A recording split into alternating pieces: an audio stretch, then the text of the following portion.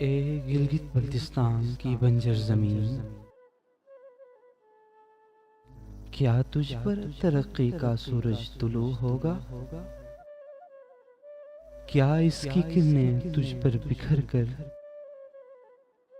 اس غریبی کی ٹھنڈک کو گرماہٹ دے کر خوشحالی کی بہار لائیں گی؟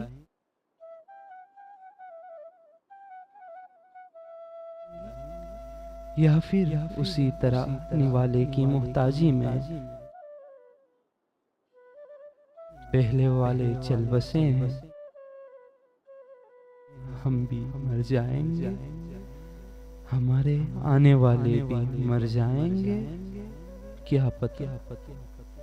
ایک ایک روٹی کو ترسانے والی تیز دھوپ کی گرمیوں میں بھوک سے منہ لٹکائے ہوئے اپنے بچوں کو بہلائیں، ریت اور مٹی پر روٹی کے نقشے بناتے ہوئے بہلائیں، اور کرے تو کیا کرے، ہائے نہ ادھر تن چھپانے کو کپڑے ہیں، نہ سردیوں میں پہننے کو جوتے، یا خدا رحم، یا خدایا اس مشکل گھڑی میں کوئی بیماری نہ آئے، ادھر دوا نہیں، اس سے بھی سخت قحط نہ آئے، یہاں روٹی نہیں، ارے کوئی ہے کیا جو ہمارے پھٹے پرانے کپڑے دیکھ کر ترس کھائے، ارے ہماری بھوک دیکھ کر اپنا بچا ہوا کھلائے، ارے ہمارے دل کے زخموں کو اور ہماری حالت کو دیکھ کر ہائے ترس کھائے، کب تک جی جان لگائیں، کب تک؟ کیا یہ وطن کبھی مفلسی سے آزاد ہوگا؟ کوئی امداد کو آئے گا؟ یا پھر غریبی میں مبتلا اس وطن میں تڑپتے ہوئے زندگی گزر جائے گی؟ اس زمانے میں لوگ کچھ یوں وقت سے جنگ لڑتے تھے، گرمی کا موسم آئے تو پھل پھول جاتے تھے، اور سردیوں میں انسان و حیوان ایک ساتھ رہ کر وقت گزارتے تھے۔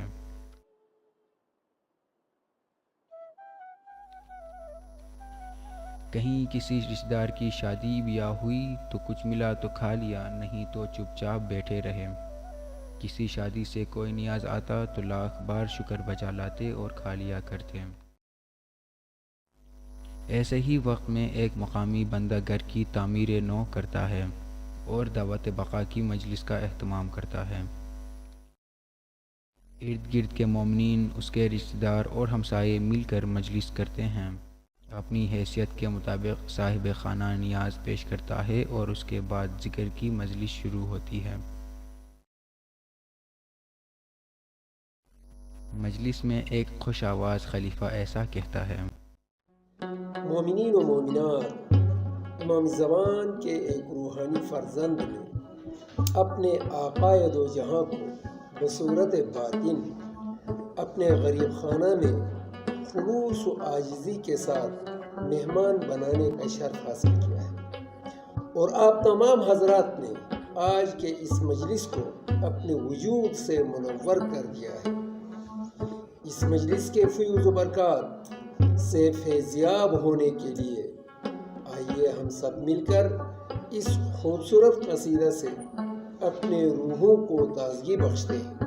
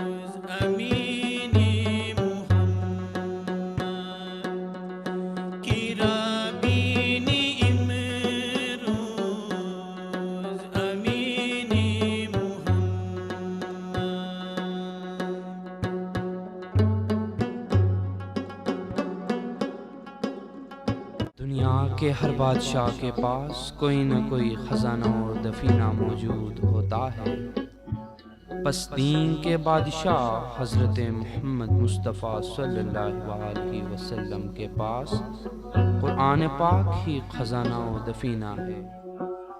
اچھی طرح سوچ لے کہ الہی اسرار و رموز کے موتیوں سے بھرے ہوئے اس خزانے کا امین تمہاری نظر میں کون ہے؟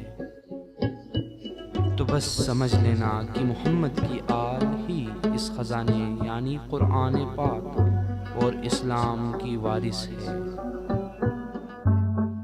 زہے نصیب، اے امام زمان کے عظیم روحانی اولاد، اسی خداوندی خزائن کی چابی ہاتھ میں رکھنے والا، آل محمد، اولاد علی، عصر امام برحق کی تشریف آوری ہمارے اس پسماندہ بھوک و افلاس میں گرے ہوئے اور ان پہاڑوں کو نور امامت سے منور کرنے اور مریدوں کو روحانی آب حیات سے ان کی تشنگی دور کرنے کے لیے آ رہی ہے۔ خداوند کریم اپنے کلام میں کچھ یوں ہماری ہدایت فرماتے ہیں۔ وَكُلَّ شَيْءٍ أَحْصَيْنَاهُ فِي إِمَامٍ مُبِينٍ۔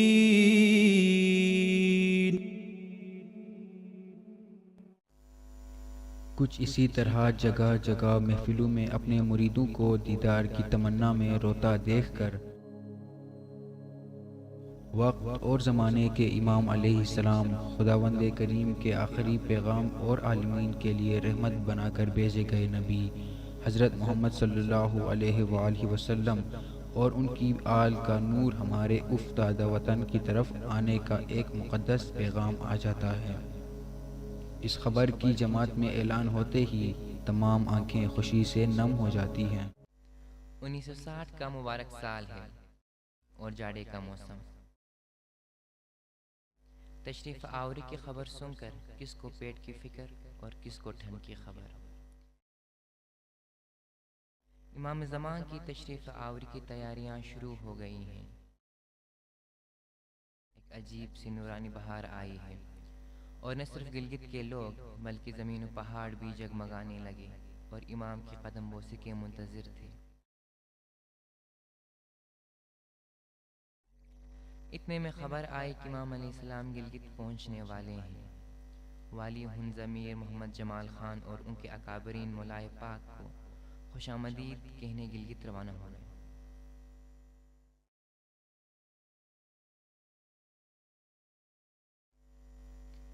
ادھر امام مرید کو دیدار سے نوازنے آ رہا ہے اور ادھر مرید کی حالت اتنی کمزور ہے کہ امام علیہ السلام کے آنے کے لیے نہ سڑک ہے اور نہ گاڑی۔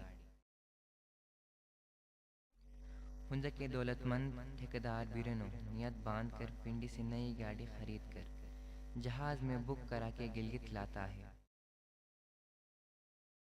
دوسری طرف ایمان کے حوصلے اور دیدار کے جذبے سے سرشار ہو کر مرید راستہ نکالنے گھروں سے نکل پڑے۔ اسی جذبے میں امام کے شیروں نے پہاڑ کو چیر کر راستہ نکالا۔ 20 اکتوبر کا مبارک دن ہے۔ نور امامت C-130 جہاز سے گلگت کے پرانے ہوائی اڈے پر جلوہ افروز ہوئے۔ ذرا مولا کی شان تو دیکھیے، جہاں پر اس وقت امام علی مقام نے اپنا پہلا قدم رکھا وہاں آج قراقرم انٹرنیشنل یونیورسٹی ہے۔ اسی کو تو کہتے ہیں سجعتن یارم دوسم علم بل، یعنی پاک قدموں سے نکلا ہوا علم کا چشمہ۔ کہا جاتا ہے کہ امام علیہ السلام کی تشریف گلگت پہنچی تو تقریباً 100 کی تعداد میں مرید جمع خانے کے صحن میں بیٹھے ہوئے تھے۔ کسی سے مانگ کر امام کو بٹھانے کے لیے ایک کرسی اور ایک قالین لائی گئی تھی۔ یہاں امام علیہ السلام نے اپنے مریدوں کو دیدار سے نوازا اور مہمانیات قبول فرمائیں۔ یہاں سے فارغ ہو کر آپ علیہ السلام 50 ماڈل کی جیپ میں غزر کی طرف روانہ ہوئے۔ آپ نے غزر میں گہاکوچ اور گوپس کی جماعتوں کو دیدار سے نوازا اور راجہ گوپس کے گھر میں شب گزاری۔ اگلی صبح 21 اکتوبر کو امام علیہ السلام نے جنجروٹ میں ٹیرو سے، جنجروٹ اور چترال سے آئے ہوئے جماعت کو دیدار سے نوازا۔ اس کے بعد یاسین، روشن، حکس، سمال اور اشکومن یک کے بعد ایک نورانی دیدار سے فیضیاب ہوئے۔ اس کے بعد امام علیہ السلام نے چٹورکھنڈ جلال منزل میں قیام کیا۔ 22 اکتوبر 1960 کو امام علیہ السلام دوبارہ گلگت آئے اور سینٹرل جماعت خانے میں مہمانیوں کی قبولیت کے بعد پولیٹیکل ایجنٹ ہاؤس میں رات گزاری۔ اب امام عالی مقام کی تشریف آوری حمزہ کی طرف روانہ ہوتی ہے۔ اسی دوران چپرسن، شمشال، خداباد، مسگر اور پورے گوجال سے جماعت کریم آباد کی طرف روانہ اور دیدار کی آرزو میں بے قرار ہیں۔ غربت کی حد اتنی ہے کہ کسی کے پاؤں میں بھی جوتی نہیں، جس کے پاس ہے تو پہن لیا، نہیں تو پاؤں پر کچھ لپیٹ کر مقدس سفر پہ روانہ ہیں۔ ایک ایسی خوشی کے ساتھ نکلے ہیں کہ نہ راستے کے کنکر انہیں واپس کر سکتے ہیں اور نہ راستے کے کانٹے۔ کیا اس زمانے میں گاڑیاں ہوتی تھی؟ بس ہم میں سے جو کوئی مالدار ہوتا اس کے پاس ایک ایسی گاڑی ہوتی تھی۔ کیا اس گاڑی میں شمشال سے 100 سالہ بوڑھے کو لائے یا درکت سے بوڑھی اماں کو؟ دیدارگاہ کے قریب سے قریب تر ہوتے ہوئے ایک طاقتور لرزہ طاری ہو رہی ہے۔ نہ گاڑی کی تمنا ہے اور نہ گھوڑے کی آرزو۔ کوئی اپنے بوڑھے باپ کو اور کوئی اپنی اماں کو کندھے پہ اٹھائے روانہ ہے تو کوئی اپنے بچوں کو۔ شمشال سے کہیں لوگ دریا کو عبور کرتے ہوئے پتھروں اور صحراؤں کے دامن پار کرتے ہوئے روانہ ہیں۔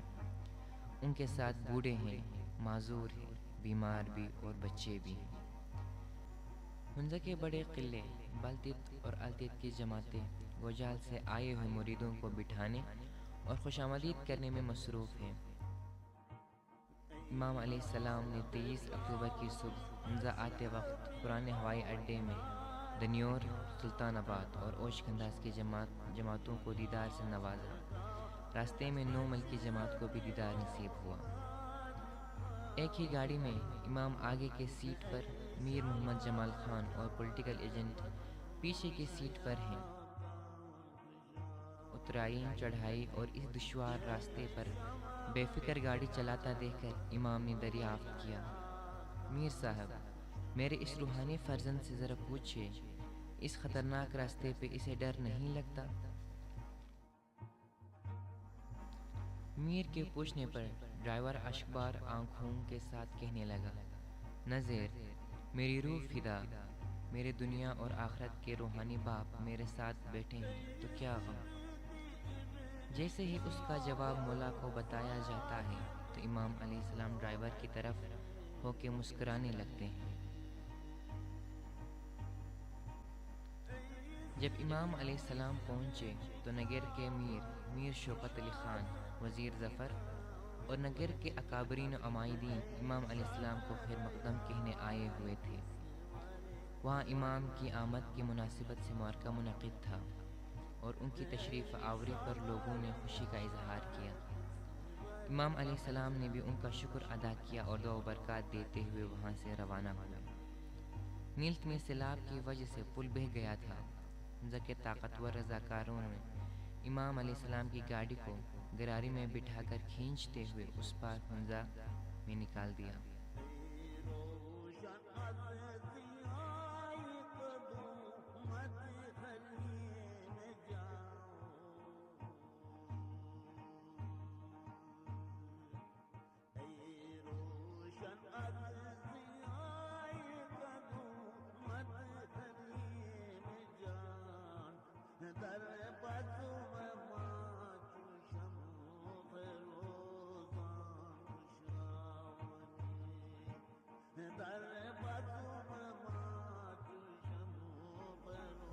اس کے بعد امام علیہ السلام کا مقدس قدم مرتضی آباد میں اترا۔ رستے بھر لوگ پھول بکھیرتے ہوئے خوش آمدید کہہ رہے ہیں۔ پھولوں اور پھلوں سے سجا کر گیٹ بنائے گئے ہیں۔ اسی طرح امام علیہ السلام بھی اپنے مریدوں کی عقیدت کو دیکھ کر بہت خوش ہوئے۔ مولانا حاضر امام علیہ السلام 23 اکتوبر کی شام کریم آباد ہنزہ پہنچے۔ صدیوں پہلے ہنزہ کی راجدھانی کا نام کریم آباد رکھا گیا تھا۔ کریم الحسینی کے بابرکت نام سے امام زمان اسی کریم آباد کے مہمان الخاص بنے۔ 23 اکتوبر کی شام ہے اور اس شام رستوں پر، چھتوں پر اور پہاڑوں پر ایک پر رونق چراغاں کا منظر ہے۔ اگلی صبح 24 اکتوبر امام علیہ السلام کا پورا دن مسجد سے لے کر چناکی کے تمام جماعت خانوں کے وزٹ اور جماعت سے بیعت لینے میں گزر گئے۔ آخر کار امام علیہ السلام کی تشریف دوبارہ پیارے نام والے کریم آباد کی طرف روانہ ہے۔ سپہر ہنزہ کی تاریخی پولو گراؤنڈ میں کلک سے میون تک جماعت بیٹھے ہوئے ہیں۔ ایک عجیب منظر ہے۔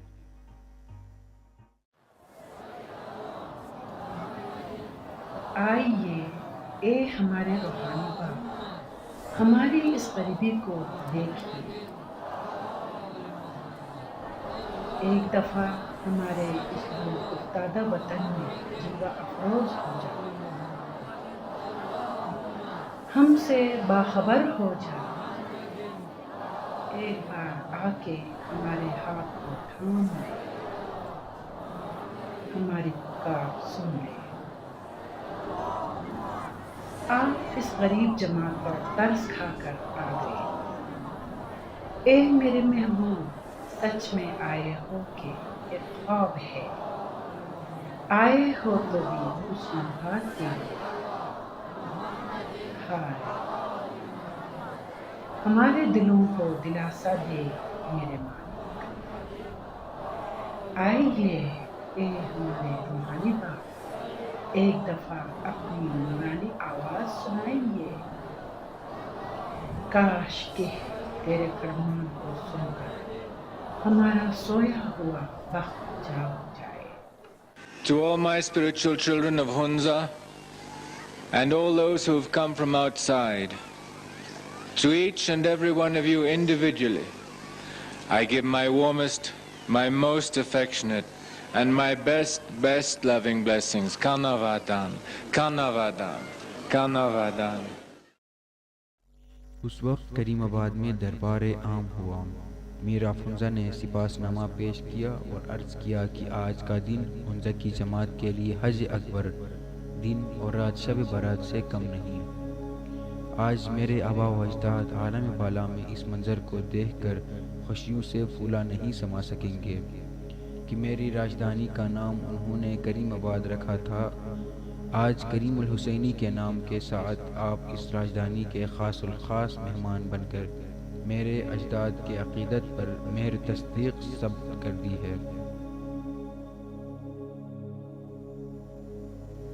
مولانا حاضر امام نے سپاس نامہ کے جواب میں فرمایا کہ میں پہلی بار حنزہ تشریف فرما ہو کر بے حد خوشی محسوس کر رہا ہوں۔ آپ نے اپنے امام کے لیے جو خدمات دی ہیں وہ آب زر سے لکھنے کے قابل ہیں۔ میں اب کے بعد بار بار آتا رہوں گا اور آپ کی ترقی اور خوشحالی کے کاموں کو آگے بڑھاتا رہوں گا۔ مولانا حاضر امام علیہ السلام مورخہ 25 اکتوبر کی صبح حنزہ سے واپس گلگت کی طرف روانہ ہوئے۔ واپسی پر مرتضی آباد اور ناصر آباد کی جماعت کو مرتضی آباد میں 2 پنڈالوں میں دیدار دیا۔ اسی طرح پرانے ہوائی میدان میں اوشک انداز جماعت کو الگ پنڈال میں دیدار سے نوازا۔ یہاں سے شاہی پولو گراؤنڈ میں آپ علیہ السلام کے اعزاز میں رکھے ہوئے پولو ٹورنامنٹ کے مہمان خصوصی بنے۔ آپ علیہ السلام نے اس موقع پر خطۂ گلگت کے قابل سٹوڈنٹس کے لیے اسکالرشپ کا اعلان کیا اور شاہی پولو گراؤنڈ کو آغا خان اسٹیڈیم بنانے کا بھی اعلان کیا۔ اس کے ساتھ 6 دن کا مولانا حاضر امام علیہ السلام کا گلگت شمالی علاقہ کا وزٹ مکمل ہوا اور مورخہ 26 اکتوبر کو صبح C-130 طیارے سے مولانا حاضر امام علیہ السلام اسلام آباد روانہ ہوئے۔